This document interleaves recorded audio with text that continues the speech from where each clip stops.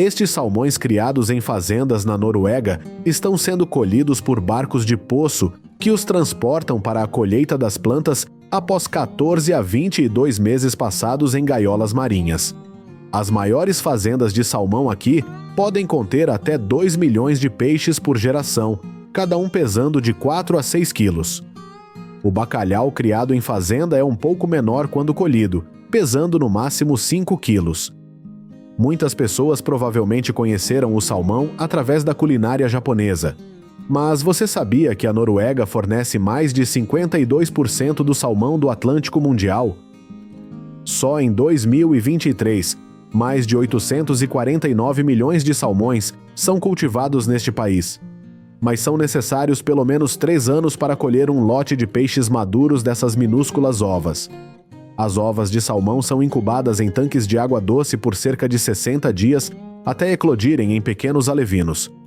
Durante esta fase inicial, os alevinos alimentam-se dos seus sacos vitelinos durante 4 a 6 semanas antes de passarem para sólidos. Após 8 a 15 meses em água doce, o salmão passa por smoltificação, onde se transforma de par em smolt, preparando-se para se adaptar à vida em água salgada nestes enormes tanques em terra. Neste ponto, são vacinados para prevenir doenças e transportados para fazendas marítimas em barcos-poços, onde continuarão a crescer por mais 14 a 22 meses. Os bacalhaus seguem um caminho semelhante, mas são transferidos para gaiolas marinhas quando atingem 60 a 100 gramas. Pode-se dizer tecnicamente que a criação de peixes é melhor para o meio ambiente do que a criação de gado terrestre. É porque enquanto uma vaca come cerca de 8 quilos para ganhar 1 quilo e um porco come 3 quilos, os salmões só precisam de 1,2 quilos para produzir o mesmo rendimento. Localizadas nos fiordes frios e ricos em oxigênio da Noruega, as explorações de bacalhau e salmão consistem frequentemente em 6 a 10 jaulas marinhas, cada uma contendo até 200 mil peixes em redes com até 200 metros de circunferência e 50 metros de profundidade. Apenas 2,5% do volume é ocupado por peixes para que possam nadar livremente, garantindo uma proporção uniforme de gordura e carne. Apesar destes avanços, os desafios permanecem. Aproximadamente 200 mil salmões escapam das fazendas norueguesas todos os anos. Estes peixes que escaparam cruzam-se com populações de salmão selvagem, o que representa uma ameaça a longo prazo para as unidades populacionais de salmão selvagem em mais de 70% dos rios noruegueses. As epidemias de piolhos marinhos, vírus e bactérias são outro grande problema. Mas as explorações de salmão norueguesas procuram soluções na natureza, utilizando peixes mais limpos para detectar os piolhos do salmão. Mas não se preocupe, apenas os peixes saudáveis são colhidos. Ao chegar à planta de processamento, o salmão é colocado em gaiolas de espera por 24 horas a até 6 dias para se acalmar e melhorar a qualidade da carne. Em seguida, são despejados suavemente na planta, onde nadam contra uma corrente leve antes de serem atordoados para garantir uma colheita humana. Depois de atordoados, são sangrados e imediatamente resfriados para preservar seu frescor. Juntamente com o bacalhau cultivado, a Noruega exporta mais de 2 milhões de toneladas deste peixe por ano. Eles são então embalados e enviados para fábricas nacionais ou exportados para processamento em outros itens mais vendidos. Na Noruega, o salmão selvagem capturado no hemisfério norte, como o apreciado salmão-rei do rio Koper, pode custar até $100 por quilo, devido à dificuldade e ao risco envolvidos na sua captura. Em contraste, o salmão criado em fazendas normalmente custa 3 a 4 vezes menos por quilo, tem uma cor rosa mais clara e mais marmoreado do que seus equivalentes selvagens. Um estudo recente descobriu que quase metade do salmão de viveiro vendido nos Deus Iuau é frequentemente rotulado incorretamente para induzir os clientes a pensarem que se trata da variedade mais cara capturada na natureza. O bacalhau é frequentemente seco e salgado em klippfisk ou bacalhau, sendo que a Noruega exporta mais de 65 mil toneladas de bacalhau seco anualmente. Tradicionalmente, os peixes são primeiro pendurados em prateleiras de madeira para secar. A temperatura, que oscila em torno de 14 a 5 graus Fahrenheit, é fria o suficiente para manter os insetos afastados, mas não o suficiente para congelar o peixe, garantindo que ele seque uniformemente ao longo de vários meses. Este antigo método de preservação remove cerca de 77% do conteúdo de água do peixe, resultando em bacalhau que pode durar até 3 anos. O rendimento é baixo, em torno de 23%, mas o retorno é imenso. O bacalhau fresco comprado por cerca de $5, o quilo pode ser vendido por cerca de $13 o quilo depois de seco. Embora este método de secagem tradicional demore muito mais tempo do que os secadores artificiais, produz um produto premium que é apreciado em todo o mundo, especialmente no sul da Europa e em África. Vamos ver como isso é feito na fábrica. Primeiro, o bacalhau é enxaguado em água salgada durante 1 a 2 minutos. Depois disso, a polpa é colocada nesses moldes, que depois vão para o freezer. Após 3 dias, são fatiados e dispostos em prateleiras para secar junto com as partes sem polpa por 3 a 4 dias na sala de secagem. Os noruegueses costumam usar o bacalhau no lutefisk, um prato tradicional de Natal norueguês feito embebendo o bacalhau em soda cáustica e depois cozinhando-o no vapor ou assando-o. Possui textura e sabor gelatinosos únicos. O salmão fumado norueguês, um produto apreciado em todo o mundo, é curado e fumado sobre o tradicional alderwood, fixando o seu sabor delicado.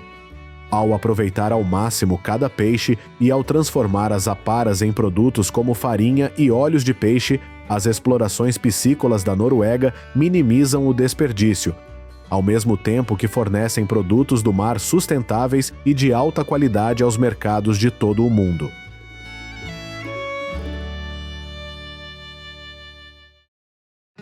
Além do bacalhau e do salmão, as águas frias do mar da Noruega também proporcionam um habitat perfeito para as lulas. Todos os anos, os pescadores do país colhem cerca de 25 mil toneladas deles. Isto representa uma parte significativa do fornecimento de lulas da Europa, sendo a Noruega um dos principais produtores. Os pescadores noruegueses usam principalmente um método chamado jigging, uma técnica que envolve baixar uma linha com múltiplas iscas na água e puxá-la rapidamente para cima e para baixo. As lulas são atraídas pelo movimento, confundindo as iscas brilhantes com peixes pequenos. Este método é incrivelmente eficiente, permitindo aos pescadores capturar centenas de lulas em apenas algumas horas, especialmente durante a época alta, de agosto a outubro, quando as lulas migram em grande número. Em algumas partes da Noruega, os pescadores até usam luzes subaquáticas para atrair lulas, aproveitando a sua curiosidade natural. Depois de colhidos e congelados a bordo, são enviados para a terra para processamento posterior. Na fábrica, a lula é lavada e cortada em rodelas, formatos customizados ou mantida inteira para exportação. Quando se trata de camarão, a Noruega é igualmente prolífica, produzindo mais de 35 mil toneladas de camarão de água fria por ano. Esses camarões são altamente valorizados por seu sabor doce e delicado, e grande parte da colheita é exportada para mercados no Zemenuchiwa e na Ásia. A pesca de arrasto de camarão é o principal método utilizado. Os pescadores arrastam uma grande rede em forma de cone pelo fundo do oceano, onde os camarões se reúnem nas águas profundas e frias. A plataforma continental da Noruega, com os seus declives acentuados, proporciona um ambiente ideal para o desenvolvimento destes camarões. Os camarões são capturados em profundidades de até 2.000 pés e cada pesca pode trazer milhares de quilos de camarão em uma única viagem. Uma técnica que diferencia os arrastões de camarão noruegueses é o uso de dispositivos de redução de capturas acessórias. São grades especiais instaladas nas redes que permitem a fuga de espécies maiores, como peixes e tartarugas, retendo os camarões menores. Após a classificação, eles são congelados a bordo em temperaturas tão baixas quanto menos 30 graus Fahrenheit para fixar seu sabor e textura. Imagine o ar fresco e fresco do Ártico, com os pescadores trabalhando em temperaturas quase congelantes enquanto separam pilhas de camarões, selecionando cuidadosamente os melhores para o mercado. É um trabalho difícil e exigente, mas que sustenta milhares de meios de subsistência nas comunidades costeiras da Noruega. Uma vez em terra, os camarões são descascados, limpos e embalados. Alguns são fervidos e vendidos pré-cozidos, enquanto outros são embalados crus para o mercado internacional. O camarão norueguês é particularmente notável pela sua alta qualidade e mais de 90% do camarão capturado é exportado.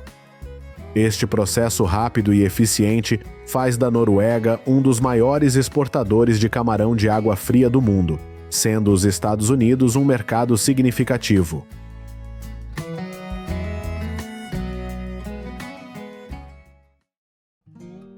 Escondido nas profundezas da neve e do gelo dos mares frios está o habitat de muitas espécies raras de frutos do mar. Bravos pescadores navegam todos os dias em seus barcos através de espessas camadas de gelo para pescar. No vídeo de hoje, exploraremos jornadas desafiadoras e histórias interessantes sobre a pesca de frutos do mar em mares gelados. A pesca do bacalhau é uma das pescarias tradicionais mais antigas. As águas de Block Island são ótimas para a pesca do bacalhau no inverno porque contém muitas iscas e possuem terreno extremamente bem estruturado. A pesca é normalmente feita em profundidades de 90 a 130 pés. Independentemente dos meios utilizados pelos pescadores, a pesca comercial no inverno é um dos trabalhos mais perigosos, porque os barcos são suscetíveis ao congelamento no inverno rigoroso. O acúmulo significativo de gelo varia de 1/4 de polegada a 1 polegada por hora. Os pescadores devem diminuir a velocidade e mudar de direção para reduzir o acúmulo de gelo. Além disso, remover o gelo durante o movimento também pode reduzir o risco. Ao pescar em águas tropicais, os pescadores não expõem o bacalhau à luz solar direta. Eles são armazenados em local mais fresco imediatamente após a captura. O resfriamento ajuda a retardar a deterioração, mas também evita que o sangue coagule muito rapidamente e reduza a qualidade da carne. No entanto, quando pescam em águas frias, os pescadores não têm de se preocupar com o facto de a temperatura ambiente afetar a qualidade do bacalhau. Depois de trazer o peixe para o barco, os pescadores começam a cortar a cabeça e a eviscerar o bacalhau o mais rápido possível, não só para garantir um abastecimento contínuo ao congelador, mas também para reduzir a taxa de deterioração do bacalhau. O fígado também é descartado pelos pescadores porque contém gorduras muito perecíveis e pode ficar rançoso mesmo em baixas temperaturas. Depois de eviscerado, o bacalhau é colocado num tanque de água fria, onde é submetido a um último enxaguamento. O bacalhau é rapidamente congelado e armazenado a baixas temperaturas a bordo. Portanto, não há limite de tempo de pesca. Isto aumenta o tempo gasto nos pesqueiros e melhora a economia da pesca. Também permite que o peixe seja distribuído a um mercado mais vasto e permaneça em boas condições. Não apenas pescando em mares frios, os pescadores também pescam no gelo. Tradicionalmente, a pesca no gelo envolve perfurar um buraco, pendurar a isca e esperar que os peixes ativos sigam a linha. Mas como os pescadores conhecem a variedade de peixes por trás daquela espessa camada de gelo? Embora a eletrônica tenha sido refinada e otimizada para a caça no gelo, ainda existe o desafio de determinar onde e quando os peixes se aproximam da isca. Graças ao sonar de varredura ao vivo, um plotter gráfico combinado com o sistema ao vivo ajuda os pescadores a localizar facilmente os peixes e vê-los nadando abaixo em tempo real. Isso significa que os pescadores passarão menos tempo perfurando o gelo e mais tempo lutando contra os peixes. Os pescadores de poleiro amarelo costumam perfurar gelo com 4 ou 5 centímetros de diâmetro porque os peixes são leves. Os pescadores de peixes maiores, como o salmão, costumam usar uma broca de gelo que criará um buraco maior, facilitando a retirada de peixes grandes do buraco no gelo. Para os pescadores de gelo, fazer furos ou perfurar manualmente é bastante cansativo. Em vez disso, os pescadores podem escolher uma furadeira elétrica cara que proporcione velocidade e conveniência máximas. Ao escolher este método, os pescadores devem considerar o peso e a portabilidade, porque a broca pode ser limitada em algumas águas. A maioria dos peixes será encontrada perto do fundo, por isso é importante sondar o buraco no gelo para saber a que profundidade colocar a isca. Dependendo da tendência de natação de cada espécie de peixe, os pescadores têm uma forma adequada de colocar a isca perto do fundo ou logo abaixo do gelo.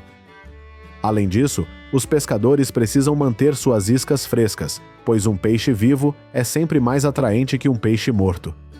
Eles são sempre cuidadosos e verificam o buraco no gelo pelo menos a cada 30 minutos. Isso garantirá que os buracos no gelo não estejam congelados e estejam em boas condições de funcionamento. Transportar equipamento para locais de pesca também é um problema difícil. Os pescadores devem usar motos de neve especificamente projetadas para movimentação no gelo. O dossel bloqueia o vento, tornando a pesca no gelo mais confortável. Existem muitos tipos de abrigos para pesca no gelo, desde simples quebra-ventos até casas móveis. Para pescar com segurança, os pescadores devem verificar constantemente a espessura do gelo quando se afastam da costa e usar coletes flutuantes. Nunca se aventure sozinho no gelo e carregue sempre um pedaço de corda. Evite também áreas que possam absorver o calor do sol e enfraquecer o gelo.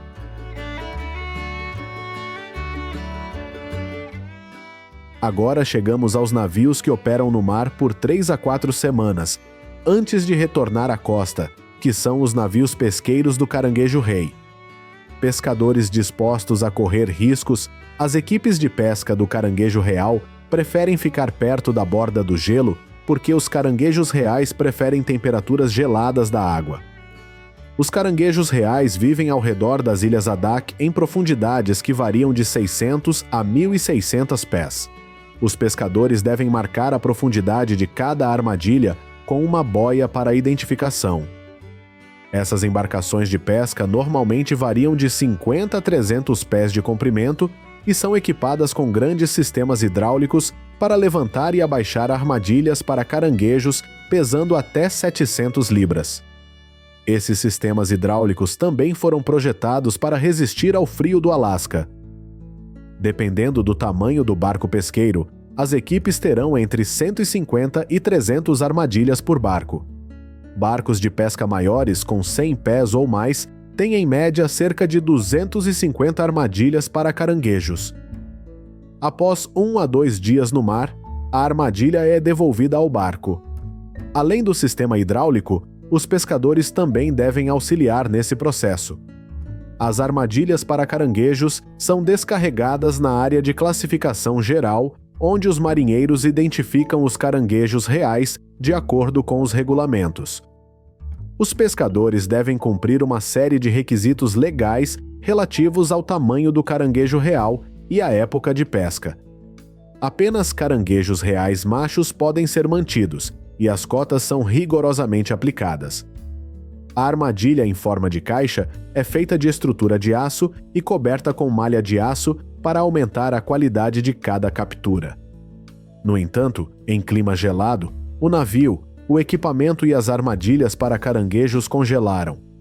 Os pescadores devem quebrar constantemente as camadas de gelo nas laterais dos barcos e dos instrumentos de pesca. Isso os ajudará a permanecer seguros durante a pesca. Além disso, a Comissão de Pescas também incentiva os navios a limitarem as armadilhas para caranguejos em condições de gelo, pois isso reduz a área de superfície que pode acumular gelo. A cota média por barco é de 124 mil libras, com receita total de aproximadamente USD 868 mil. O pagamento a cada pescador que trabalhou na viagem foi de aproximadamente USD 43.400. Em geral, essa é uma profissão que traz altos rendimentos, mas também traz muitos perigos. De acordo com estatísticas do Departamento do Trabalho, a pesca do caranguejo real do Alasca é a profissão com maior taxa de mortalidade. As principais causas de morte incluem hipotermia ou afogamento. Os membros da tripulação também ficaram gravemente feridos ou mortos pelo equipamento pesado usado para capturar o caranguejo real, ou pelos perigos do acúmulo de gelo no barco. O Atlântico Norte e o Ártico abrigam alguns dos melhores frutos do mar do mundo, entre eles o camarão de água fria. O ambiente frio das regiões norte cria condições de vida perfeitas para este camarão selvagem. As populações de camarões de água fria estendem-se do Canadá, a oeste, até o Mar de Barents, a leste. Os camarões de água fria crescem extremamente lentamente, por isso os camarões apresentam firmeza, cor rosa brilhante e um sabor agradável e adocicado escuro. A pesca do camarão marinho ocorre em áreas remotas, sob condições climáticas adversas, exigindo que os navios sejam robustos para lidar com o desafio. Cerca de 2 a 4 horas depois de puxar a rede, os camarões são soltos no porão, onde uma esteira transportadora os leva até um tanque tampão abaixo do convés. Depois de classificados, os camarões que atenderem aos padrões serão cozidos ou armazenados a 21 graus Celsius negativos no porão do navio. De volta à terra, os navios levam o pescado para as fábricas de processamento. Aqui, camarões frescos congelados são descongelados suavemente e distribuídos ao mercado. Camarões cozidos são descascados, embalados e enviados para clientes em todo o mundo.